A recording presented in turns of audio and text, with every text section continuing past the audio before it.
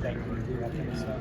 Well, we've moved a couple times since, but yeah, like It's your room, right? it's my room. So, like, just off some of your stuff in there that's like touch from here and then leave out or whatever. Yeah. Like I got like a little Golden Knights helmet. And, cowboy hat. You know, like racing clothes or stuff. No, at our old place, like where I really grew up, if I still live there, they'd all still be up. But we have moved, and then my mom like kind of designed all my room and everything in the new place. So she's like, you're not like I had my. You could ask Zane or Riley if you guys see them. Just ask them like, hey, how was Noah's room growing up? And like, did he have a lot of shit? Like I had posters of diecast cars and just every knick-knack you could have. Sticker my whole shower window up, stickers. I mean, they'll laugh at it. They'll bag on me pretty hard, but it's pretty funny. I don't know. I like all that kind of stuff. Well, Riley had a cool room growing up. Racing stuff, but they like this whole basketball hoop. Well, ask them about it.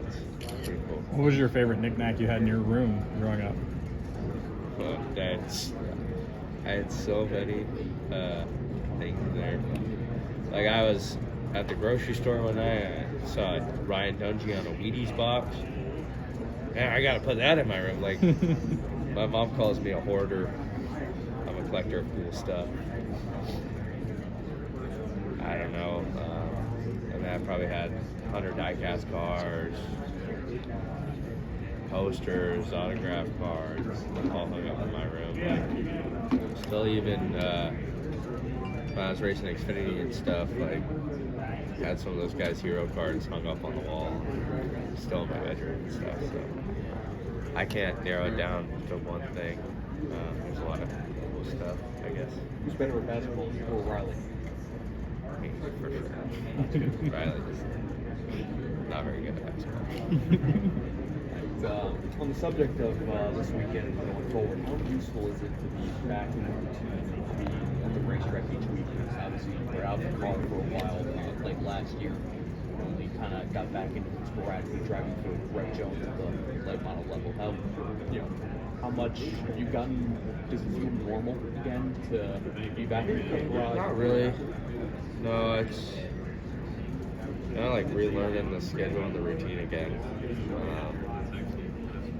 It's like riding a bike, I guess, where like, I know everywhere I'm supposed to go and I'm like being on time and stuff, but it's like I haven't done this in a while, so it's like it's a little different, change of pace. How important is it for you to get off to a fast start? You've had really good runs in Xfinity here at Daytona. How important is it for you to get things rolling right? It's incredibly important, I think. With the way, I don't know the rules this year, but past, seems like if you could, when you go and practice and qualify and stuff, whatever group you're in and how early you go in those groups are pretty crucial. So, that being said, they take where you're at in points. I think it's fastest lap and where you finished the race before, and they calculate it all out. So it's important to be good and start the season out with some points so you can go later in those rounds. And just, I mean, with the SMT, you just look at what other guys are doing, the fast guys, and just try and copy and paste it into your inputs behind the wheel and on the pedals. So it's, you can just see what other guys are doing. You get a way better idea than going first. Last year we went in the top 3 guys in every session, and it's like, all right, and then the track continues to get better, and their cars were obviously faster. I think your first top 15 last year came in Atlanta, and the drivers call it a hybrid. What is it about that track that makes it unique? Like handling is an issue, but like it's like a super speedway. It's tight. You need to be aggressive behind the wheel, make lane changes.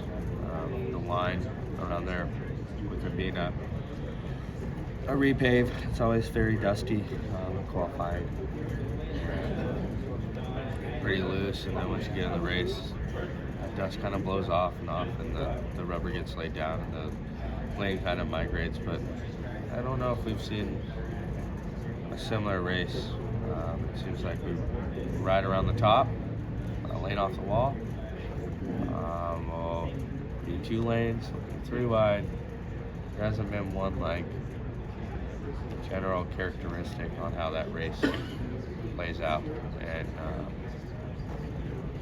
sometimes you can be wide open around that place, no problem, and it's super easy, and then other times you're like super sketchy and chasing the car. So it's a challenging track because it's just short enough to where you're like thinking about lifting, but you're hauling ass too at the same time. That it's fast. High pucker factor? I don't know if it's high, but it feels comfortable. Like, it feels like a super speedway, like racing.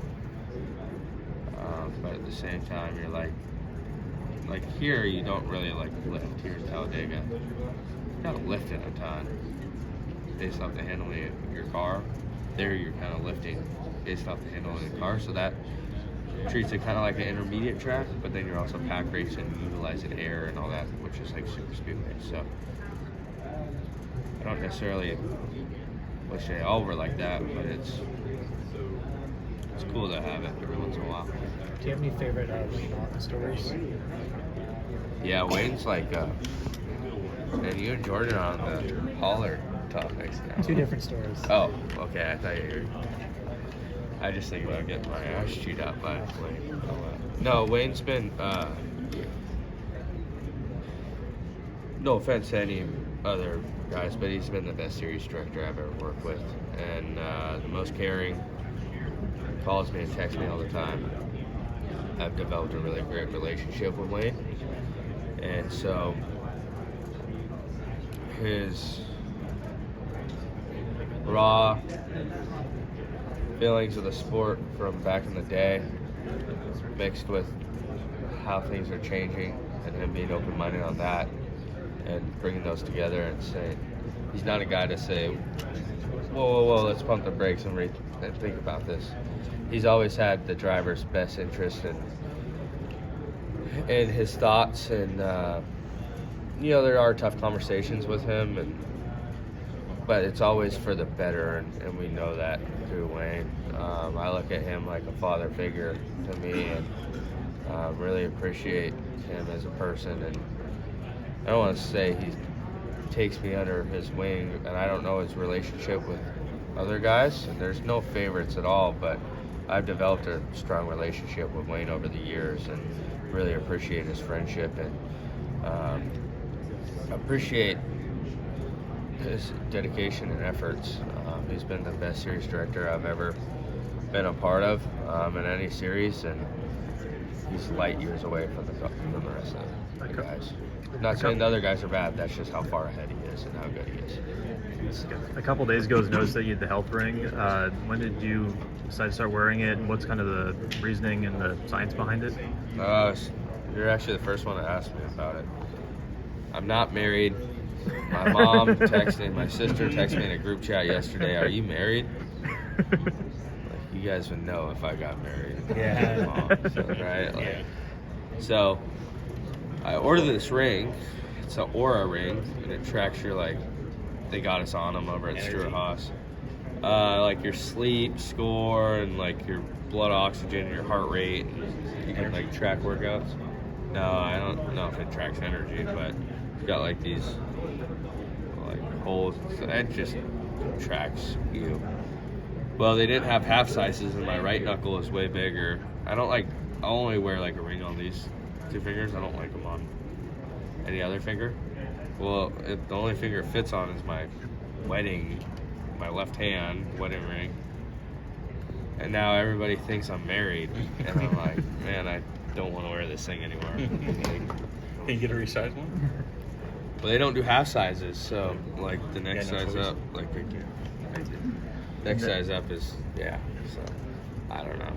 It's good. good talking point, icebreaker for people. And then this is your first offseason with Stewart Haas. What has it been like working with Tony, Josh, Chase, Ryan, and meshing together with all of them prior to this race?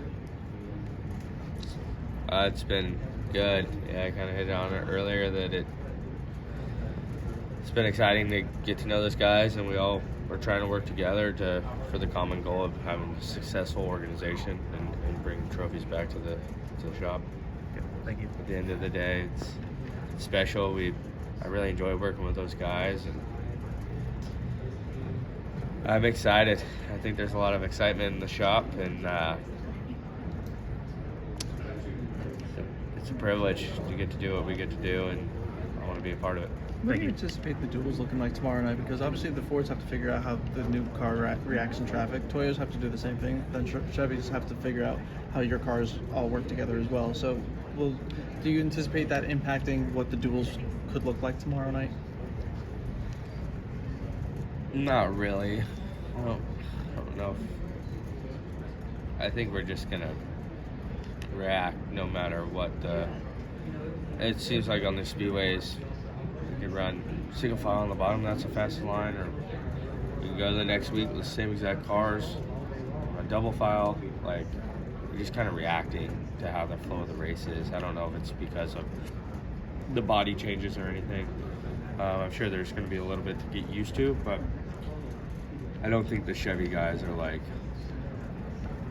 yeah, this race is going to be altered because of how the Fords can push. I think it's going to look close to how the Fords have always looked.